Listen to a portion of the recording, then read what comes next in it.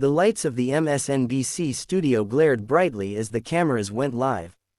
Joy Reid, one of the most recognizable anchors in primetime, leaned confidently at her desk, her trademark sharp expression fixed squarely on the evening's guest. Across from her sat Pam Bondi, the former Attorney General of Florida, dressed in a simple but elegant blazer, her posture firm, her demeanor steady. The stage was set for what viewers thought would be just another spirited clash between host and guest. Nobody expected what was about to unfold.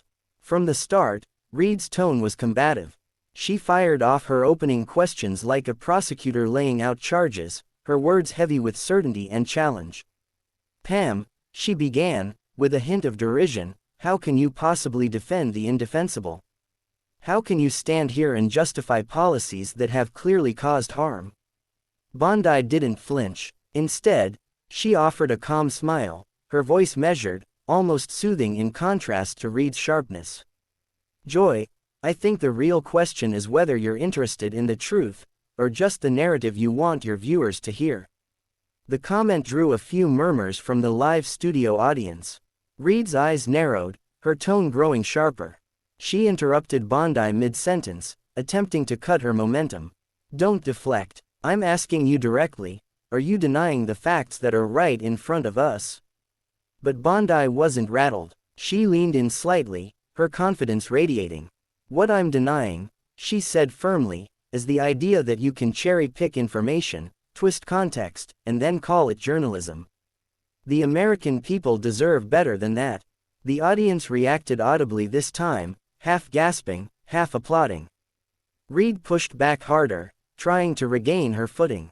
Her strategy was to overwhelm Bondi with rapid-fire questions, piling one accusation on top of another, hoping to break her opponent's composure.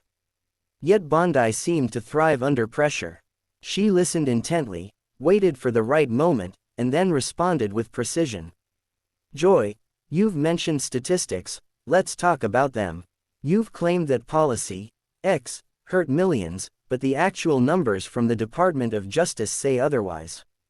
You've suggested that communities were left behind, but in reality, those very communities saw record improvements under the measures you're criticizing. Facts matter, Joy, you can't just ignore them because they don't fit your story." The tension grew thicker with every exchange. Reid, usually in control of her show, found herself repeatedly interrupted by Bondi's insistence on setting the record straight. Each time she tried to steer the discussion into familiar territory, Bondi pulled it back to the raw data, refusing to let vague generalities dominate the conversation. By the 10-minute mark, viewers at home could sense a shift. Reid, known for her sharp wit and biting comebacks, was leaning more heavily on emotional appeals, while Bondi was calmly dismantling her arguments with facts and logic. Social media began buzzing in real time, with clips circulating of Bondi pushing back and Reid's interruptions growing increasingly frustrated. At one point, Reid raised her voice noticeably, a sign of her irritation. "You're dodging again, Pam.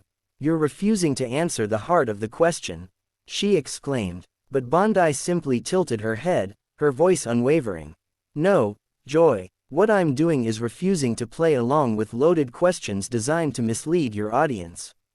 There's a difference." The studio audience erupted again, some clapping loudly despite the usual expectation of restraint during live shows.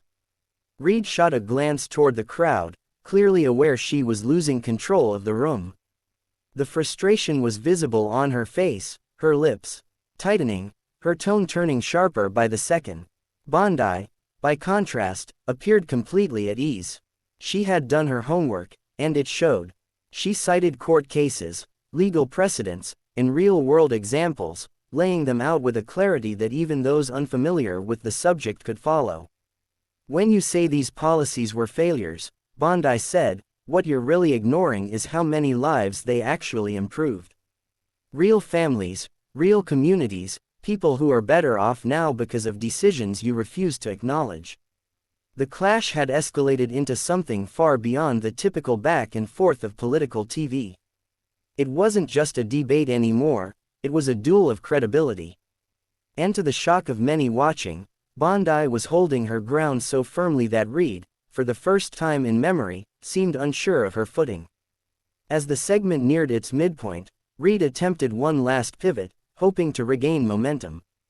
She leaned forward, her tone biting, almost accusatory.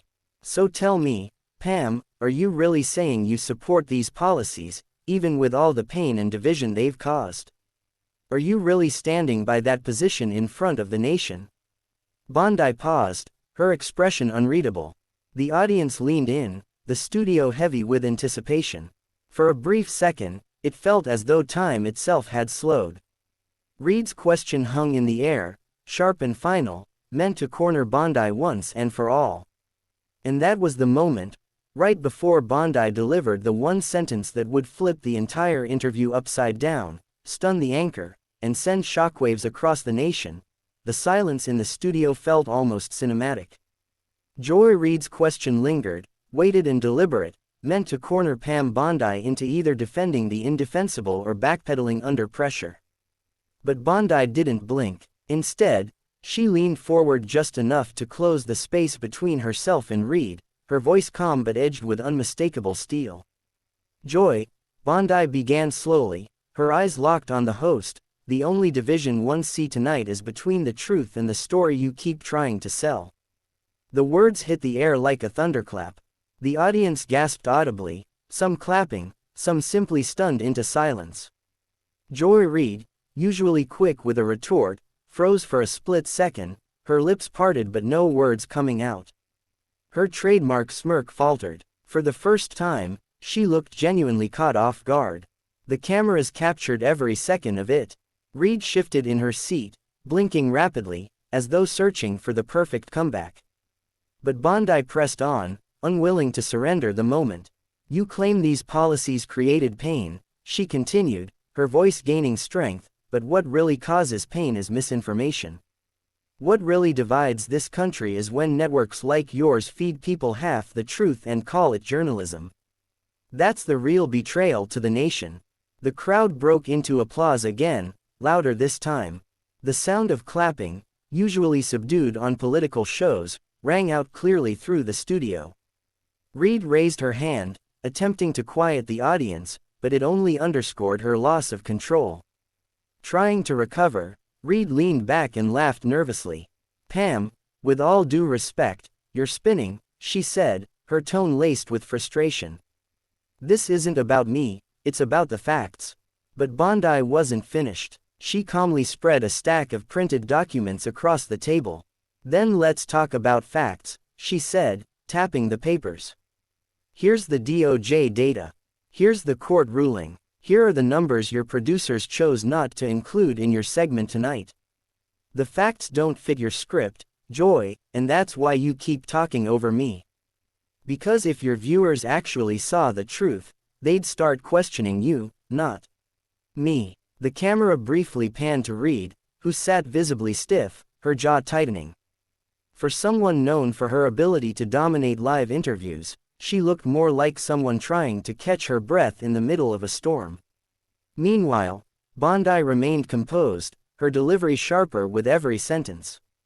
She wasn't shouting. She wasn't emotional. She was surgical. Every point landed with precision, each supported by evidence Reid couldn't easily dismiss. Social media lit up instantly. On Twitter, hashtags like #BondiVsReid and #PamOwnedJoy began trending. Viewers clipped the exchange and reposted it within seconds, noting the rare spectacle of Reid being forced into silence. "I've never seen Joy Reid this shaken," one user wrote. Another tweeted, "Pam Bondi came in prepared and just dismantled MSNBC on their own set." Back in the studio, Reid attempted to pivot. She tried to steer the conversation toward a safer topic, her voice tightening as she shifted. "Well, let's move to another issue." But Bondi cut her off with the same calm precision. "No, Joy, let's finish this one, because the American people are tired of hosts who cut off the discussion when it stops serving their agenda. If you really care about truth, then let's have it out right here." The crowd erupted again, clapping and even cheering, as Reid's face hardened.